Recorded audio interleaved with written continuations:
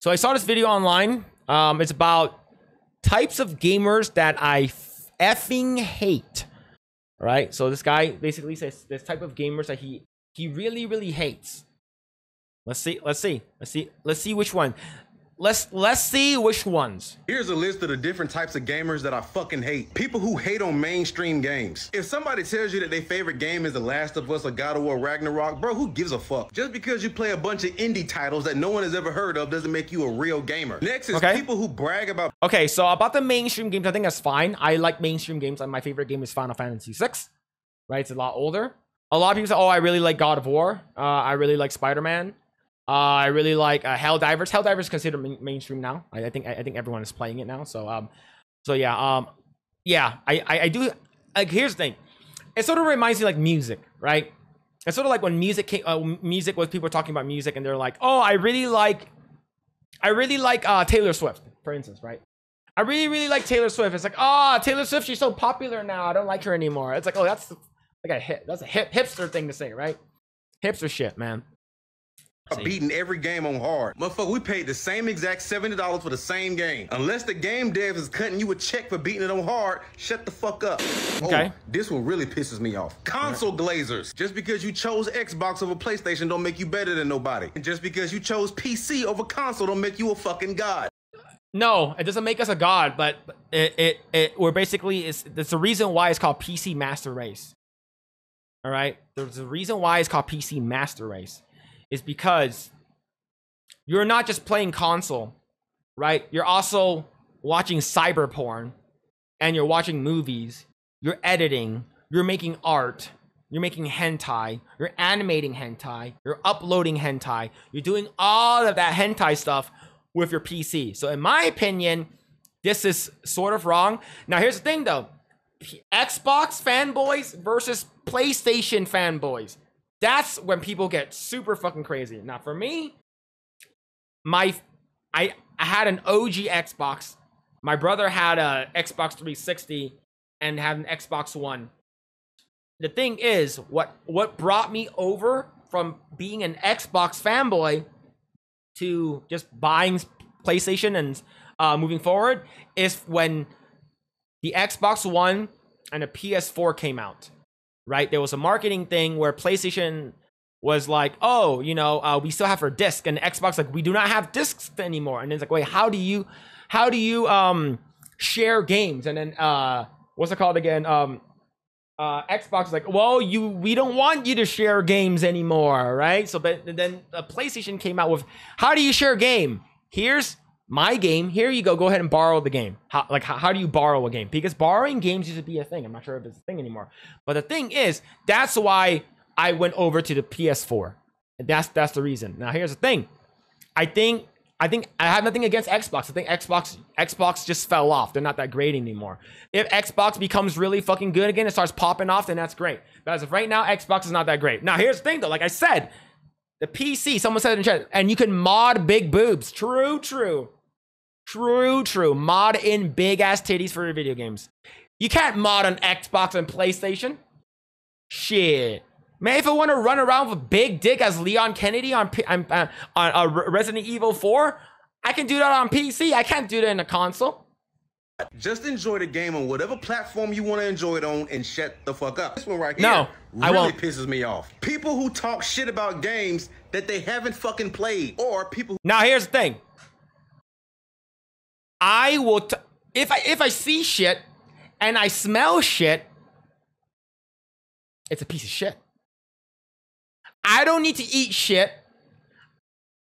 If I can smell the shit, I'm not going to eat it. If I see it, I'm not going to eat it.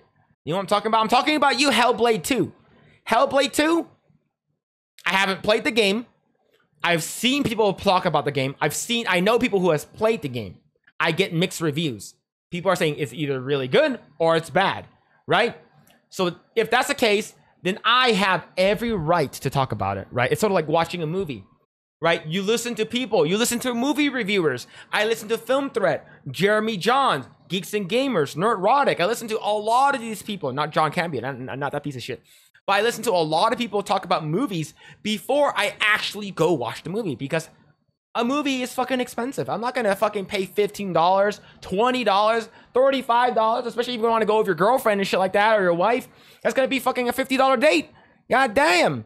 Yeah, so I'd rather have someone else do it than me. And that's where movie reviews come from. So this guy, bad take. Bad fucking take right here. Yeah, Forspoken? Yeah, fuck that shit, man. Jesus. Who talk shit about games before they even get a chance to play it. This game looks trash. Bro, shut It does. the fuck up. It ain't even came out yet, man. Now, here's the thing.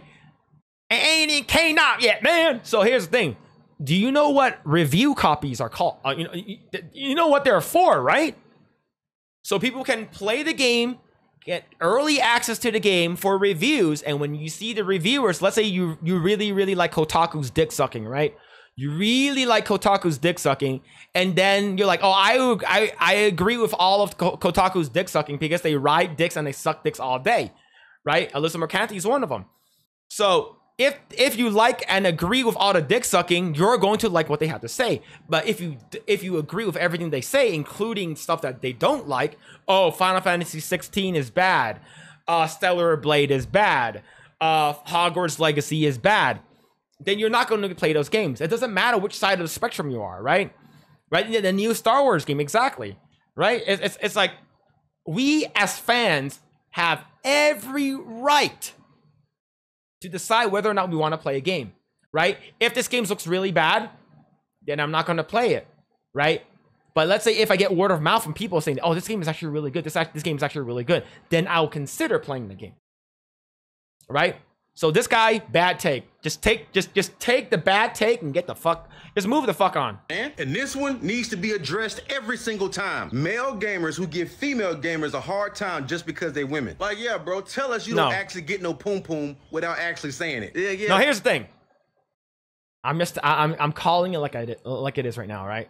And this is where Coomcast IRL is going to be a thing, all right? Chat, Coomcast.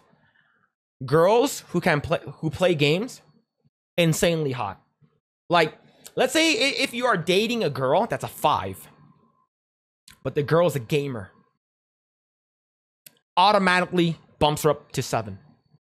Automatically bumps her up to 7. Now, if she's actually good at that, automatically bumps it up to 8.5. That's it. Like, girl gamers, someone mentioned in the chat earlier, girl gamers, unicorn. Hard to find. Do they even actually exist? When they do exist, they're like, now here's the thing. If they're hot already, and they're a gamer, and they're fucking good at gaming, you fucking win. You won the fucking trifecta, man. You got that shit, right? So here's the thing. Sexism in gaming, does it exist? Absolutely. I'm not saying it doesn't. But the thing is, nobody really talks shit like that anymore. Oh, you a gamer? Oh, why don't you go back to the kitchen and make me a sandwich? Right? This dude has tat chains, watches, and the fake ass hat. But yeah, man, like, for me, I love a girl who plays video games. I love a girl who actually is good at video games. So, yeah. Now, here's the thing, though.